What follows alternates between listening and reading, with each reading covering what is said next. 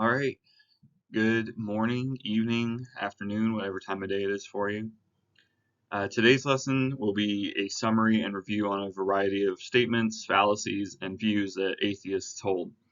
It's based on a book written by an ex-Muslim, someone who stepped away from his faith for a number of reasons, but these fallacies being a foundation to it. Tonight's topic doesn't specifically cover Islam, nor does it cover Christianity or Judaism specifically, or any other religion or faith, but it addresses statements about the existence of a God at all.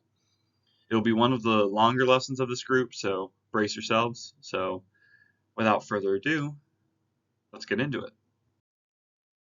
This is going to be Why There Is No God, a review and summary. So this is the book that the lesson is going to be based on. It was especially helpful to me during my deconstruction from Christianity and theism as a whole. It was written by Armin Navabi, a former Muslim from Iran and the founder of Atheist Republic. For a good portion of my life as a Christian, I had several questions come up about the existence of God that in one way or another were swept under the rug, usually by a charismatic pastor. When I read this book, it gave answers that I actually felt satisfied hearing. It explained fallacies and misinformation that plagues not just Christian apologetics, but theistic religions as a whole. If you'd like to read the book yourself, it's on Google Play for about $3 and Amazon for around $5. It's a very quick and easy read that I'd recommend to both atheists and believers alike. In this class, I'm going to go over all the points brought up in this book, but I still encourage you giving it a personal read. First, some ground rules. This book is not singling out the Abrahamic God, the one worshipped by Judaism, Christianity, and Islam. Combined, the Abrahamic religions are followed as of 2020 by around 60% of the entire world, but this is not directed at them in any way. As Ricky Gervais put it, if someone tells me they believe in God, I'll say, oh, which one? Zeus, Hades, Thor, Jupiter, Mars, Odin, Krishna, Vishnu, Ra? If they say, just God, I only believe in one God, then I'll point out that they are nearly as atheistic as me. I don't believe in 2,870 gods, and they don't believe in 2,869. For the purposes of both the book and the presentation, God is referring to any and all of these, or even more specifically, a conscious supernatural being that is responsible for creating or sustaining the entire world, or some major attributes of the world. We're going to bring up now what the burden of proof is. A common argument that I've seen used by apologists is to prove that God doesn't exist, and we'll actually discuss that later in the lesson. Now, I could say what Armin Navabi has said before, that if God is supposedly outside the realm of time and space, then there is no time and place that a God can exist, or I could just point out that trying to back up a negative claim is ridiculous. Atheism in itself is the lack of belief in a God. You say a God exists, I say I don't believe you. That's it. The burden of proof lies on whoever is making the positive claim. If I said definitively there is no God, then that would be a positive claim requiring evidence. Again, I could refer to Armin Navabi, or I could avoid the argument entirely. In the vast majority of these discussions, the burden of proof lies on the believer. Ad hoc arguments are also an issue, where someone is essentially moving the goalpost to try and prove their point right. It's seen as weak in any formal debate, and ultimately as if you or the topic you're arguing for can't seem to make sense. Fortunately, what most of Navabi talks about will cover ad hocs pretty well. Above all, this is not an attack on any particular religion, or even theists in general. This is meant to be a discussion to show the position that atheists hold, providing some answers to common questions and statements. So, let's get into it. The first of 20 statements that we're going to go over starts off strong. Science can't explain the complexity of life, so God must have designed it this way. The short answer is it can. That's essentially the job of modern science, is to understand how things work. The statement is often used by creationists who believe the world simply had a designer in some form. It was and still is used by some people today to explain various phenomena, even if science has already answered these things. Lightning bolts used to be thrown by Zeus, not caused by excited particles, for example. Despite our scientific understanding of things, creationists will insist upon what we call the teleological argument, also known as the Watchmaker Analogy. It was first introduced by William Paley in his book Natural Theology. The idea goes something like this. If you're walking along a beach and find a watch, you know from its complexity that a watchmaker designed it. It would be crazy to think that a watch just sprung out of nowhere, so it must have been created. The issue is that complexity doesn't mean there was a designer. The watchmaker analogy only works because we know that watches are man-made and don't arise in nature. If design were truly responsible for everything on the planet, there would be no fundamental difference between a rock and a watch, because both were designed by an intelligent creator. Design exists purely to contrast against natural things in life. If we take their own argument from them, we can use the same analogy of a creator towards their supposed creator, towards their God. After all, if complexity requires a creator, then who created such a complex being as their God? And then who created that creator God, and so on into infinity? Theists will try and invoke special pleading, but it can be quickly undone by the question of why. At the end of the day, science has not found the answer to everything in the universe, and that's okay. We might not ever have all the answers, but we have found countless through careful research, studying, experimentation, and the general pursuit of knowledge. If we don't know something now, that's totally okay. Maybe one day we will. The second statement points more towards various holy books that are considered to be truthful accounts of history, otherwise called scripture.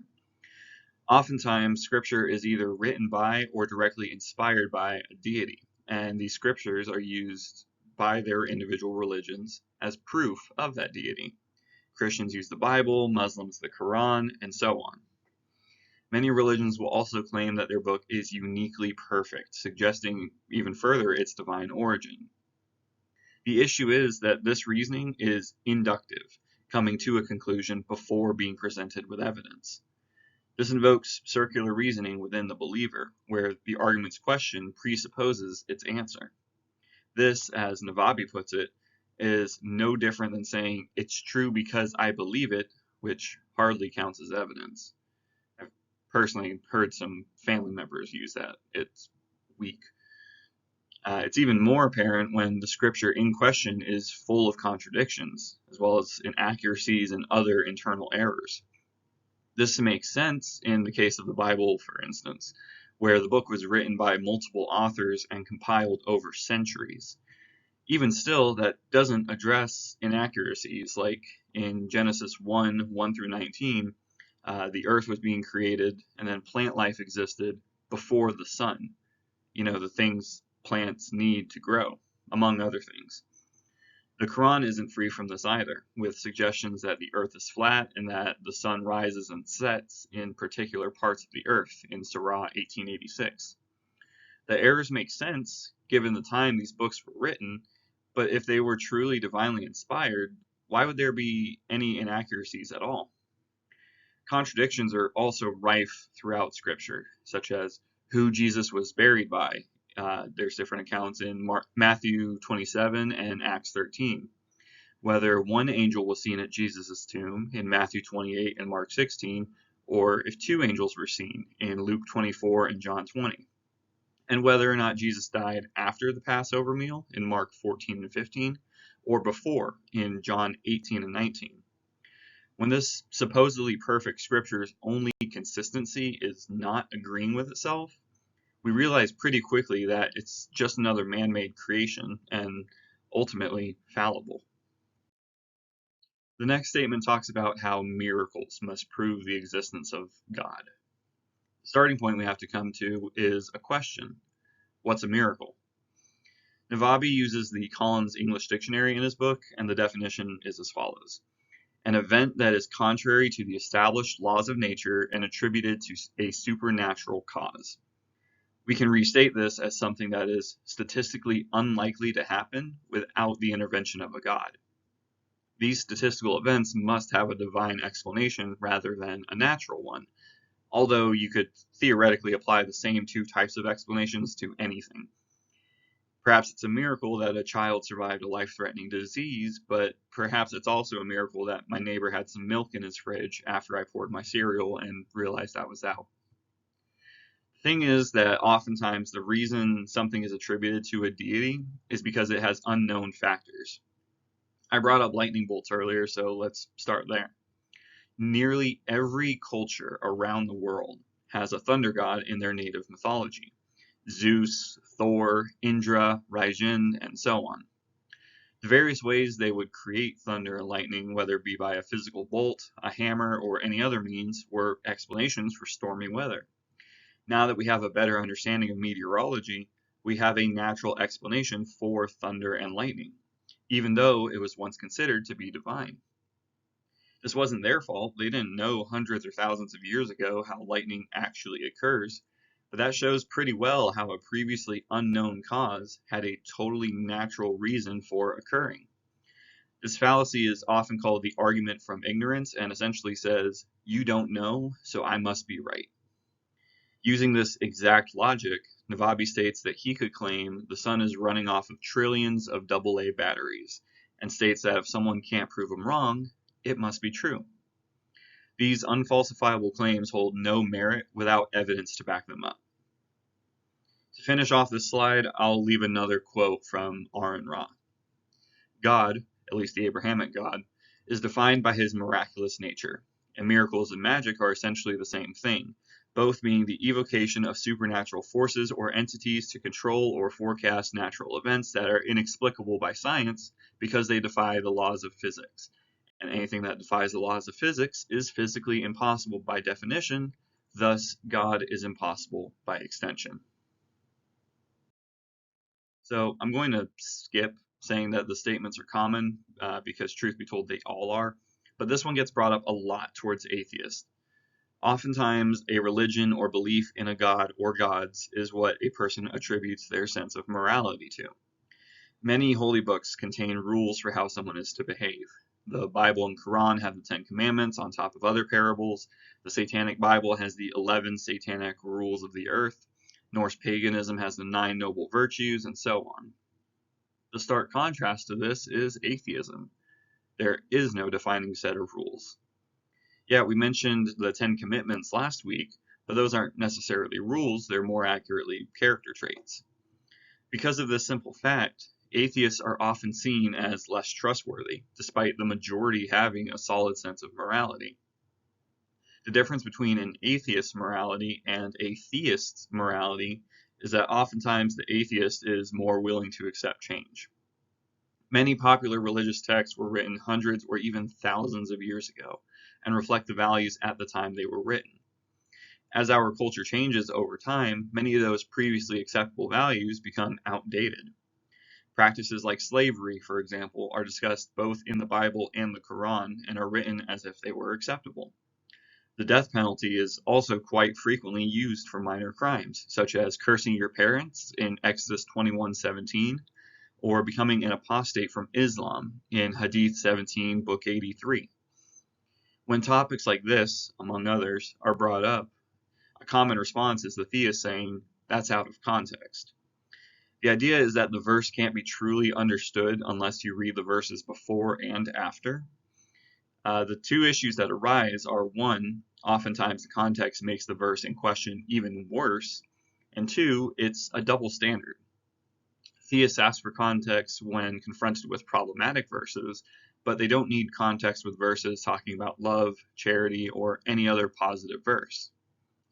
The standard definition that theists will make of their God is that it is all-powerful and all good, or totally benevolent. The issue is that so many verses in Scripture that describe this same God are exactly the opposite. The conclusion that so many people come to is, in light of these vastly contradictory verses and inconsistency in moral views, the God that supposedly grants them is either not all-powerful, not all good, both, or just doesn't exist. We've discussed before how humanity has naturally started becoming more ethical over time, striving to avoid conflict and harm to one another, and that can be done perfectly without a God belief. Empathy and altruistic behaviors are even seen in non-human animals.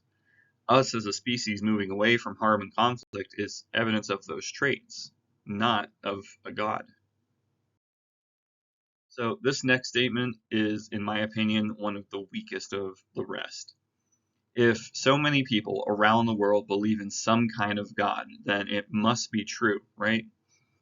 There's a lot of problems with this statement. The first is that it ignores the fact that religion in general has changed throughout the course of history, from their symbols to their beliefs. Fun fact, while we're on the subject of history, did you know that Christianity once used the pentacle as a symbol of their faith alongside the cross? The same pentacle, or pentagram as most might know it, that various pagan or Wiccan beliefs use. Back on topic, that's just one example of change that has occurred within one religion, not including the thousands of various denominations and the approximate 12 to 18,000 different deities that have been worshipped throughout history. At the end of the day, religion is a constantly evolving subject, and so are the concepts of the gods that it follows. Ultimately, the idea that something must be true because so many people believe it is a logical fallacy called argumentum ad populum. To rephrase it simply, belief in something, even by the masses, does not mean that it's true. We've talked about the thousands of beliefs that have been disproven as new evidence comes about, and that includes things related to deities, such as the thunderstorm analogy that we used, or things not related to deities, like geocentrism, the idea that the Earth is at the center of the universe. Despite overwhelming evidence showing a totally different conclusion, those beliefs still persist today. But even though they exist, those beliefs have no change on how reality actually works. Even if the nature of religion and its widespread belief is true, it'd be very difficult for every single one of them to be true. Whether it's conflicting accounts like mankind being made from dirt in the Bible, clay in the Quran, from Brahma in Hinduism, by tree trunks in Norse mythology, and God's tears in Egyptian mythology, to the simple fact that there are religions that claim they are the only one that's true. If there is one true religion that proves atheists wrong, it would also have to prove every other religious belief wrong too. It's much more likely that every religion is wrong. Persuasion also plays a big role into religion being so widespread. Researchers at Ohio State University have identified 16 different reasons why someone might be attracted to religion in general, including honor, idealism, acceptance, interdependence, and fear of death.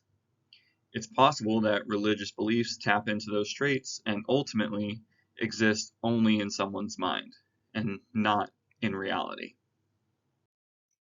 So the concept of prayer is unique in the sense that it can be comforting to some people, but is also incredibly harmful to those around you.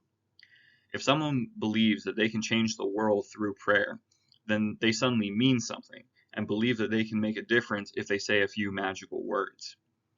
At best, prayer is a placebo effect, and at worst, it prevents someone who can take action and make them think that they're actually doing something when in fact they're just sitting in their room asking their God to do it. In 2006, the American Heart Journal published a study to see how effective prayer was for patients recovering from a coronary artery bypass graft, a common cardiac surgery. The groups being tested were 3 church congregations and 1,800 patients spread out among 6 different hospitals recovering from surgery. In order to set a standard for the churches, a specific prayer was given to them to recite.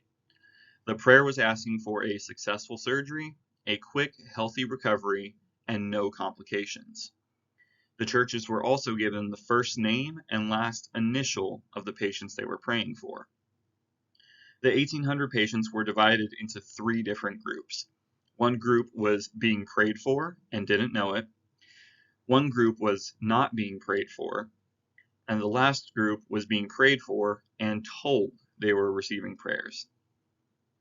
In the two groups who didn't know about the project, there was virtually no change in the condition seen in those patients. 52% of the patients who received prayer and didn't know about it had complications after surgery, while 51% of the patients who were not prayed for had complications after surgery. Ironically, 59% of the patients who were told they were being prayed for had complications. The conclusion that the American Heart Journal came to was that prayer by itself had absolutely no positive change for patients across the United States. With that study in mind and the overwhelming lack of scientific evidence supporting prayer, another conclusion we can draw is that prayer is simply serving as confirmation bias for the believer, with best evidence being anecdotal. In a couple ways, we can see prayer as being contradictory too. The obvious premise is that an all-knowing God doesn't need a prayer to know what you need or want, so why bother praying at all? And if you do pray, what if it doesn't come true?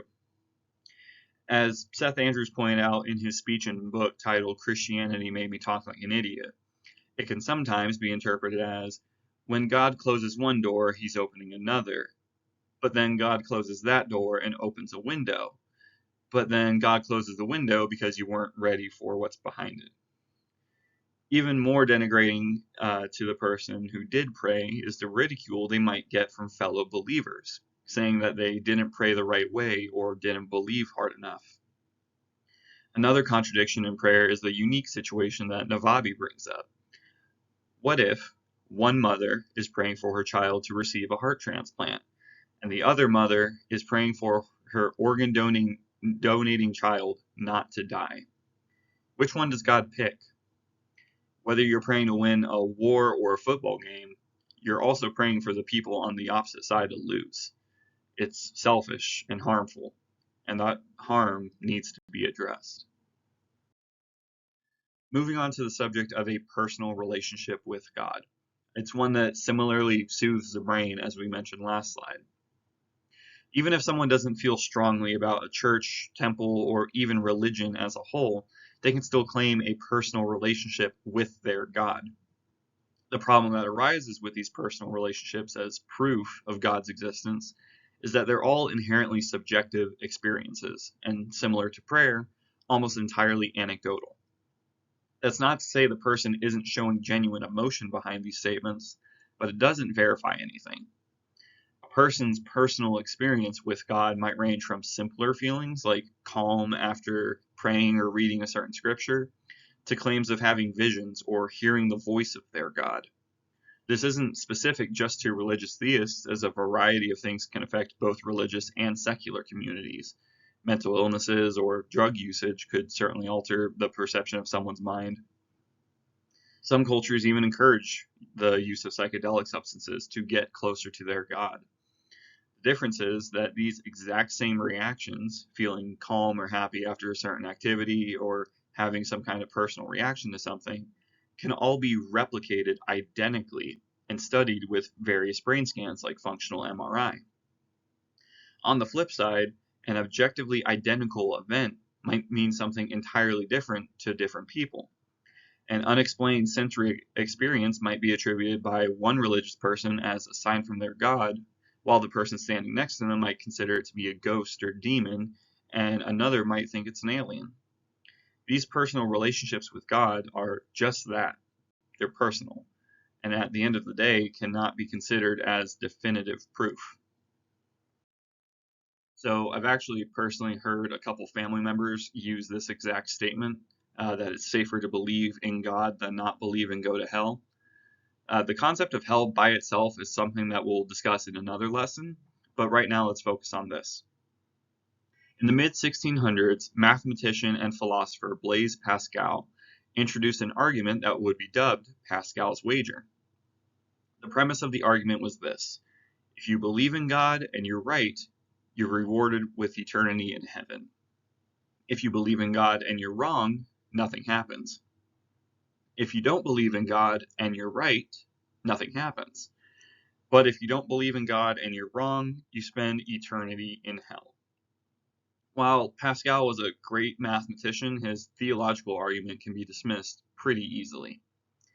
For starters, it does nothing to prove the nature of God, just promote a carrot or stick type of mentality. It also does nothing against the thousands of other religious beliefs and their deities or their afterlives. What if both Pascal and the atheists were wrong about Cometicism and will actually end up in front of Anubis with our hearts being weighed on a scale? Pascal was a Christian apologist in his time and was solely focused on his religion in the wager. And even if he was right, that would send devout believers of Islam, Buddhism, Hinduism, and every other religion in the world to his hell, despite how much they followed their own religions. And what if the right God didn't have an afterlife equivalent to biblical hell? This wager would be pointless. At its core, this is only an argument geared towards atheists, and it's pretty easily broken down. At the end of the day, a question can come up with what's the harm in simply believing in a God, no matter what it is? Well, wars have been fought all throughout history in the name of different gods and their respective religions. Major political decisions that affect entire countries are made in the name of God, so much so that those forms of government are labeled as theocracies, and the underlying theme of just believing can be attributed to almost anything. The idea of accepting beliefs with little to no evidence and carrying on through life with that mentality can be incredibly harmful and reap harmful consequences to the believer and everyone around them. And for some, all of it hangs between whether after they pass away, they get the carrot or the stick.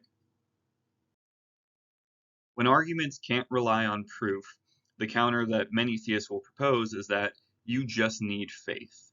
God can't be comprehended, you just need to believe. The correlation that Navabi makes is that the appeal to faith is the abandonment of reason and evidence. It might work for the theist, but it does nothing to get the other person to believe what they do. You might believe your dog is secretly a werewolf or that you're taken by aliens every night in your sleep, but you have faith that you're correct. It doesn't mean anyone is obligated to believe you. The counter that some theists will give along with this statement is asking if you have faith the sun will rise tomorrow. Again, this is not equivalent, since we can actually observe this natural process daily. We know how the world works based on observation and study, but the same can't be done for a God, which leads to the next part of this statement. If God can't be defined, described, or otherwise comprehended, then what's your justification for believing in it? An indescribable God is completely unfalsifiable, but also unprovable. Something that exists outside of time, space, and human understanding sounds a lot like something that doesn't exist at all. People faced with this idea might conclude that there's also insufficient evidence to prove that God does not exist, but that doesn't give a rational reason to believe that it does. If you're given a wrapped present without knowing its contents, you can believe all day that inside is a diamond necklace, when in actuality it's a Game of Thrones DVD set. But your belief of what's inside the box does not change the reality of what's actually inside. You have zero evidence of what's inside, so why should anyone else be compelled to believe you? The same is true for belief in a God.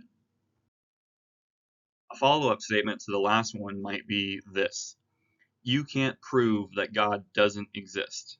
And while that's technically correct, we can apply this exact line of thinking to several other scenarios. I may not be able to prove God exists, but you can't prove that the world wasn't created by the flying spaghetti monster, or that Bertrand Russell's teapot isn't orbiting around the sun. It's another poor attempt of the theist to push the burden of proof onto the atheist, while ultimately creating another ad hoc argument. We mentioned ad hocs at the start of the lesson, but here's an example of them in use. I claim that I have a pet dragon in my garage. You ask to see it. I tell you that the dragon is invisible. You say that it must leave tracks when it walks on the ground. I say that it can't do that because it's levitating. You say that you could feel the fire from the dragon's breath, and I tell you that the fire is both invisible and heatless. This is the exact cycle that many discussions about the existence of God turn into. Another issue with the statement is that asking a theist to prove God doesn't exist is automatically assuming what they believe. In Richard Dawkins' book, The God Delusion, he talks about a scale of sorts when it comes to belief in a deity.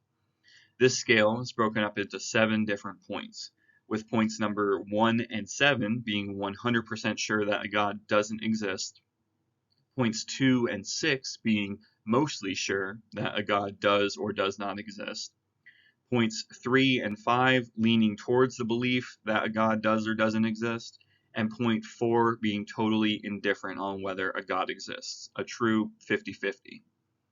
Atheists and theists will fall all along that scale, and there's no way to tell where they are unless you ask them. This goes both ways. Just because someone believes in a God doesn't mean they believe the earth is flat. That would be ridiculous to say. I might have an idea of what someone believes if they tell me they are a Christian or Muslim or Kemetic pagan, but I don't know the specifics unless I ask. Belief or disbelief in one thing does not necessarily, by itself, make another thing true. So this is another statement that I've actually personally gotten. There is a huge debate that exists on its own between creationism and the scientific theory of evolution. And the whole argument can essentially be summed up like this. We don't know exactly how the universe came to be. Different fields of science have been created to specifically research and answer the question of where we came from, but the simple truth is we don't know, and may not ever know. The issue that arises is you can't just fill in the blanks with an answer without some evidence to back it up. This demonstrates what many affectionately call the God of the Gaps Fallacy. Theists will follow the trail of history backwards until they reach the start of the universe and fill in the gap in our scientific understanding with God.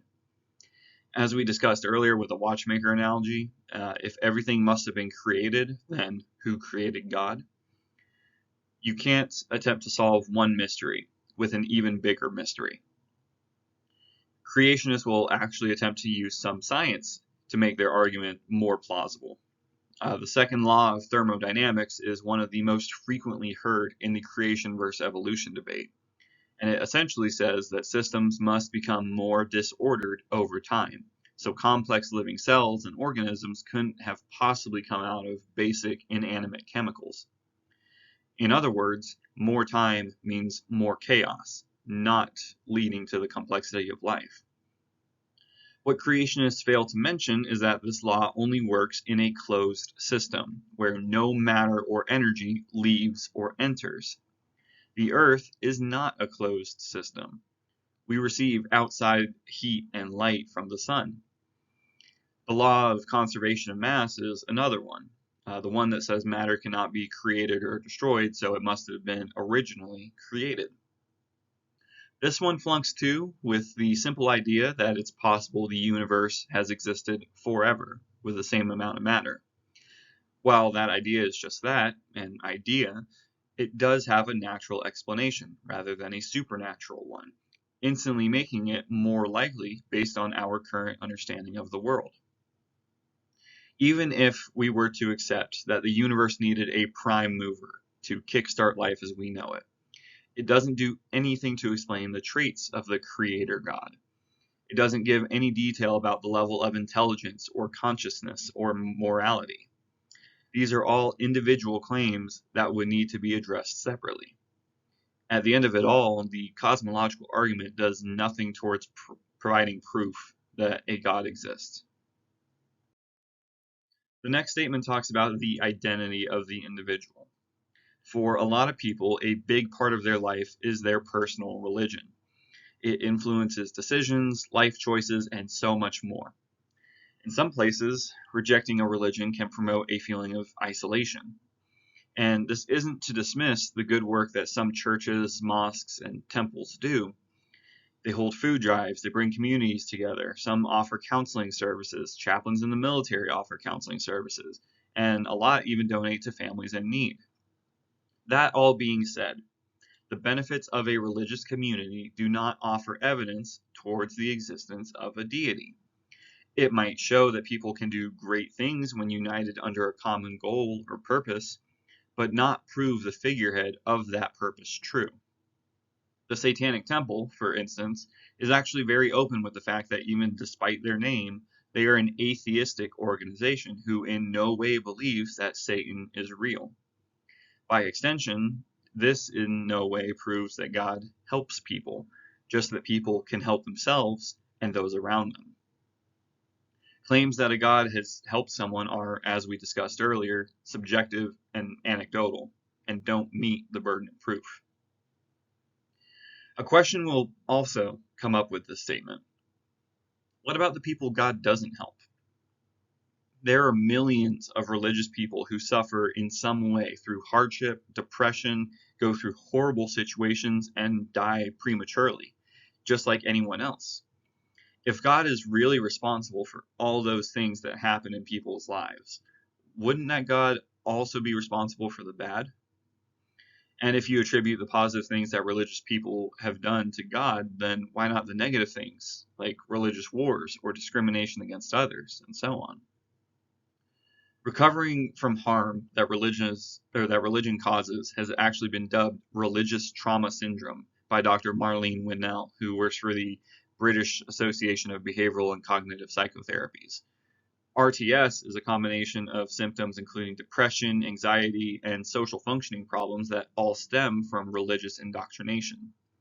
If there exists a God that helps so many people, then conditions like RTS shouldn't even exist.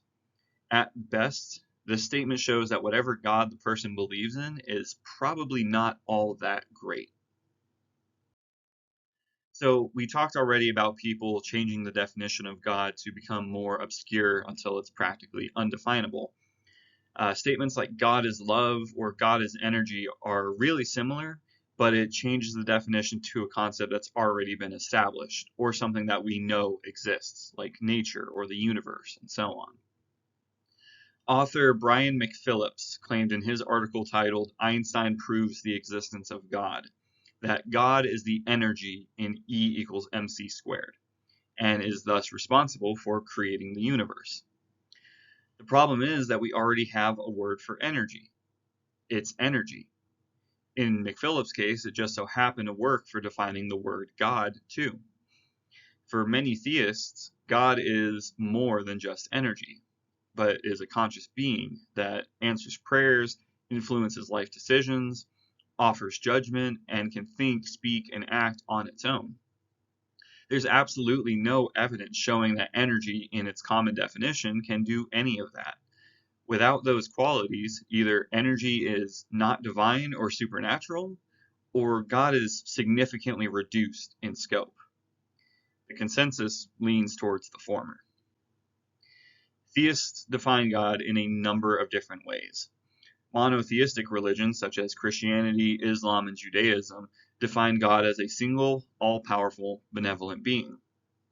Polytheistic religions define multiple different gods, or sometimes a single God that takes multiple forms, usually associated with a physical aspect of life. Some people believe in God without any scripture or definition, such as deists. All these definitions already exist, so there's no point in reinventing the wheel, or rather, redefining God. The argument that God is anything that already exists is also inherently fallacious. Think about this for a moment. God is my pet cat. I can prove my pet cat exists. Therefore, God exists. You see how silly that sounds? Redefining words for the sake of a gotcha moment isn't clever. Maybe I can demonstrate my cat's name is God, but I can't demonstrate that my cat is an omniscient, omnipotent, or benevolent. Any cat owners watching this might actually say their cat's the opposite of benevolent. The same is true for energy, love, or any physical thing that could be redefined as God. Redefining something for the sake of an argument is only bound to cause confusion and not be taken seriously. All right, this slide will be a doozy, so get your notepads ready. If you haven't already, you might be starting to see some similar themes in these statements. This one is actually relatively new and talks about a newer argument called the Transcendental Argument for God, or the TAG argument, popularized by the Christian Apologetics and Research Ministry. The argument's origins can actually be traced to Immanuel Kant, but here's what the argument says. From a philosophical standpoint, there are three logical absolutes. The law of identity, where something is what it is and isn't what it isn't. An apple is an apple and a rock is a rock, and so on. The law of non-contradiction, where two opposing statements cannot both be true. So an apple is not both an apple and a rock. And the law of excluded middle, where something cannot be true and false at the same time in the same sense. So saying this is a rock can either be true or false, not both.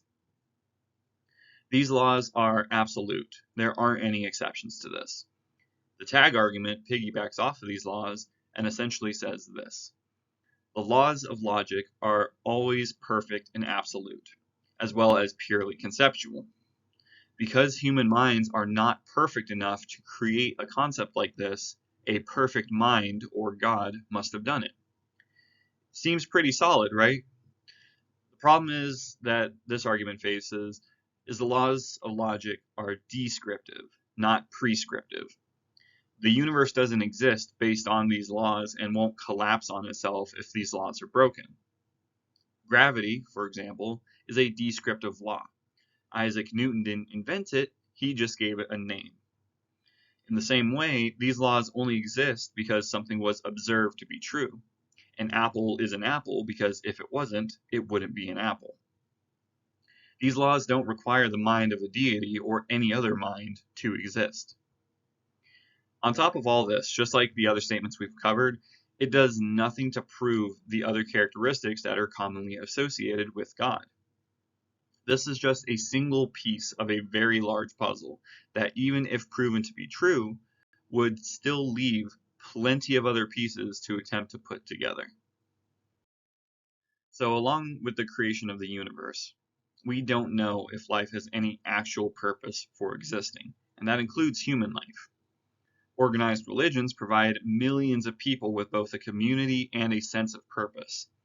In reality, despite the positive effects this community has on a person, it doesn't make any claims of the religion true. Instead of the religion giving meaning to the individual person, it's up to them to give themselves meaning to their life through activities, convictions, passions, and more. But as we discussed before, simply believing in or wanting a religion to be true doesn't suddenly make any of its claims true. If I made the claim that I have $1 million in my account, I'd have to show evidence of it being true. Simply wanting $1 million doesn't mean I'll wake up to it one day. And if I start saying I'm a millionaire without any evidence, I'd either be lying or delusional, or got a hell of a pay raise from E5. The same is true for religious beliefs. They're claims and hold with them the burden of proof. Statements like what we've covered so far don't inherently make them true, especially if they can be explained with natural reasoning. When a person says, without God, life is meaningless, what they're actually saying is, I want to believe that life has meaning, and I can't imagine how that's possible without God. While it's understandable for someone to think this way, it's not convincing evidence. At the same time, it's totally possible for someone to live a meaningful life without a religion, based on their own convictions. For many religions, in order to indoctrinate their congregations, they tear down their followers and create a God-sized hole that must be filled with Jesus or Allah or any other deity. People are told that they are inherently bad, sinful heathens deserving of hell, and that the only one true way to get out of it is to follow their God. In essence, religion both creates the problem and sells you the solution. It stacks on top of it teachings to remain docile and not think too critically, because then the world will mislead you and turn you away. It shies away from the centuries of work that science has done to answer massive questions about the universe, all to keep their followers in a comfortable lie. What many theists don't realize is that we are entirely free to make our own meaning out of life. Instead of relying on destiny or God to get you through life, we are free to make our own choices, lead our own beautifully unique lives. Not having an external meaning gives us the ability to create that ourselves on our own terms. Sure, objectively, life is meaningless, but that's where the individual interests of every person on the planet come into play. That's what makes life worth living. So, I'm currently getting my bachelor's in military history and can agree that religion has a long and bloody history. That being said, I hate the statement religion does nothing but cause wars because that simply isn't true, but I digress. This statement, that so many people dying for God must prove its existence, is not as clever as some might think. People risk their lives every day for their beliefs, whether they be religious, political, cultural, or just the belief that they deserve a quiet life. Religion is in no way unique to this. Logically speaking, why would anyone want to die for these beliefs? That's where religion is unique, where unlike a political party or government or plot of land, religion offers the promise of an afterlife. But why? There's something called the terror management theory, and states that humans are uniquely aware of our own mortality, so we come up with coping mechanisms to get us through life. Without it, people would live in constant fear of dying. Because of these beliefs, some people welcome death, or even a particular kind of death. This ranges from the Norse belief of Valhalla to people in smaller cults like Heaven's Gate. They were a community in 1997 that performed a mass suicide, believing that they would be brought on board a UFO to escape the apocalypse. But as we've said a few times now, just because someone makes these claims doesn't mean that they are true, just that they are believed. These beliefs fit in right alongside supposedly holy wars. It's simply another set of beliefs that drive someone towards a specific action, in this case, a violent one, and they have no evidence backing up those beliefs. As R. N. Robb puts it, the impossible promise of a posthumous paradise is just another Hotel California. Thanks, but no thanks. With a response to the last statement, some theists might fire back with this one. Well, atheism has killed more people than religion. Same thing as before, this gotcha moment is short-lived. Even if they pull names like Stalin or Mao Zedong, they're still being totally dishonest with their claim. They're not only ignoring the fact that religion has in fact caused horrible acts, but they're also leaning on another fact that we discussed earlier. Atheism has no doctrine, no rules to follow. Violence caused by religious groups traces back to their own personal doctrine. Exodus 22:18 was used as a rallying cry against witchcraft and pagan beliefs, and Surah 9:5 has been used in the same way. That doesn't include discrimination against various other religious beliefs or even discrimination against people based on sex or sexuality. Even though violent acts or wars may actually focus on gaining territory or political power, more often than not, religion is used to justify those acts. Religion has also served as a recruiting method, convincing armies that they are fighting with God on their side rather than purely secular reasons. The same can't be said for atheism because atheism isn't a religion, just the lack of belief in a god or gods. There's no rulebook, no dogma, no tenets. It'd be more appropriate to compare atheism to theism rather than atheism to a specific religion. No one does any action in the name of theism because that by itself also has no dogma or tenets. You'd have to get even more specific, and that's when it becomes a religion. While it's true that Stalin and Zedong were both opposed to religion, this had less to do with atheism by itself and more to do with the threat that religion posed against their tyrannical rule. Navabi even proposes that you could arguably say they made their own religion, with the dictators themselves being God and the things that they did being their scripture. It became, as Navabi puts it, a cult of personality. Contrasting those tyrants and their atheist governments are countries like Sweden and Denmark, both free, irreligious nations that are statistically some of the happiest and most peaceful and prosperous countries today. They are proof that atheism leads to violence to the exact same extent that religion guarantees a peaceful nation. The religions in the world all have their own holy books and rules that tell their followers how to behave, what's right and wrong, and so on. It'd be reasonable to then hold a religion accountable for the message that it preaches. On the flip side, there is no atheist pope, no atheist scriptures, rituals, tenets, creed, or code. So atheism simply can't be held accountable in the same way religions are. At the end of the day, there are good atheists just like there are good theists, and bad atheists just like there are bad theists. The difference is that we don't have any commonality of dogma or belief holding us together. A very common story that you'll hear from believers is that their God helped them in a time of need and pulled them from whatever struggle they were in. And honestly, I'm happy for them that they got out of whatever situation they were in, no matter who they give their thanks to. But when someone turns around and says something like this, you'll become a believer when you're desperate for God's help, you start to see some dots connecting. There's a common phrase that's passed around saying there are no atheists in foxholes, which MAAF has since taken and made their own. The idea behind this is that once you go through hard times, you'll either believe in or hope that God exists. While this might be true for some people, it's not a universal truth. Deathbed conversions don't prove God on their own, but do suggest that people are more fearful or irrational when in any kind of pain. Reaching out to accept something that is otherwise illogical could just be a desperate attempt to find a coping mechanism or another form of comfort, but doesn't necessarily prove a God.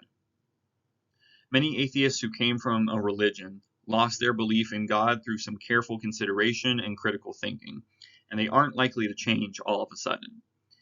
An atheist suddenly believing in God is like a grown adult suddenly believing in Santa Claus. For many atheists, only hard evidence will change their mind about God's existence, not some stress or hardship. Atheist authors and activists like Carl Sagan, Christopher Hitchens, and Richard Dawkins have all gone on record saying that even on their deathbed, there will be no sudden conversion, unless, as Hitchens puts it, he's half demented by drugs. Working in the ICU, I've seen a lot of terminal patients, and I've seen some crazy things that illnesses do to people. Altered mental status and sundowning are really common, especially in a person who's physically ill. The mind can be altered by a number of things, from extreme stress to different pathogens to loss of blood or oxygen to narcotic medication. Some even experience visual and auditory hallucinations.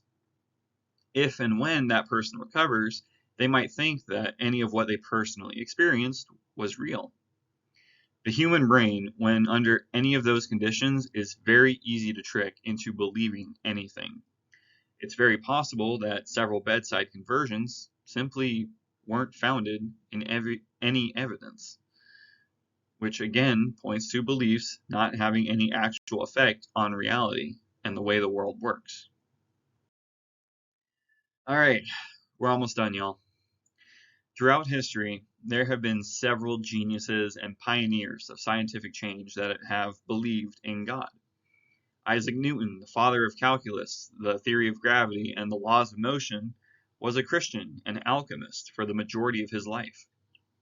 It's totally natural for someone to accept views from people in some manner of authority.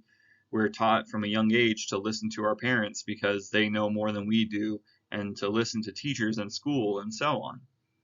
That all being said, even experts can be wrong. Intelligence and knowledge are two different things, where intelligence refers to how someone processes information, not what they know or believe. Someone can make a complex justification to defend a belief, even if that belief is wrong. This doesn't just apply to religious beliefs. We've seen the matter with historical accounts, political discussions, and so much more. Appeal to authority is actually another logical fallacy. To restate it, a fact isn't true just because someone says it is. A fact is true because it can be researched, tested, and concluded in the same way every single time. Even if someone is well educated in a specific field, we shouldn't just take their word for it. It's called being skeptical. And that's ironically what leads many people towards atheism. Belief isn't a matter of intelligence, but relates to how someone processes information that's available to them. There is a statistical correlation between higher intelligence and atheism, but doesn't get us closer to proving or disproving a God's existence. That being said, it also isn't saying that someone who believes in God is stupid. It just shows that intelligence, at the end of the day, does nothing towards the argument for or against God. All right, last argument, y'all. Becoming a skeptic to the extreme is actually considered a field in philosophy that considers it impossible to believe anything at all. This is where all the fours on Dawkins' scale fall, saying that it is equally likely for a God to not exist as there is for a God to exist. Some might claim this statement by saying that everything we experience is inherently subjective, believing things only through our limited senses. For example, we can define color scientifically by measuring the wavelength of light bouncing off the object and can label that color accordingly. However, if I say that my shirt is blue, it might not appear that way to everyone. While it makes sense to an extent, this statement is not scientifically testable in any way, similar to the invisible dragon or Brussels teapot. Since it's not testable, there's also no proof behind it. It's just another claim. After all the talk we've made about certain statements and claims, there is a loophole. Some beliefs can be justified. We live in reality and have to obey the laws of the world we live in. If someone makes a claim that goes against those laws, then it'll have to be backed up. As Carl Sagan put it, extraordinary claims require extraordinary evidence. I can claim that the sun will rise tomorrow around 5 or 6 in the morning, and that'd be a testable claim that works within the laws of reality. If I instead said the sun won't rise tomorrow at all, I'm going to need to offer some pretty specific evidence to prove that. Otherwise, I'd be regarded as a liar or crazy. Saying that we can't know if a God really does exist, just like the last statement, does nothing to further the argument in either direction, and is ultimately unfalsifiable, meaning it shouldn't be considered as evidence. It might hold some weight in a philosophical discussion, but not in a discussion about reality. Made it to the end. That was a lot. Hope y'all are doing good.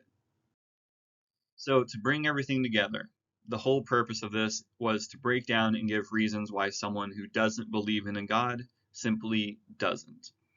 The book covers a little bit more in each point and includes references to some of its talking points. So as I said in the beginning, I definitely recommend the read.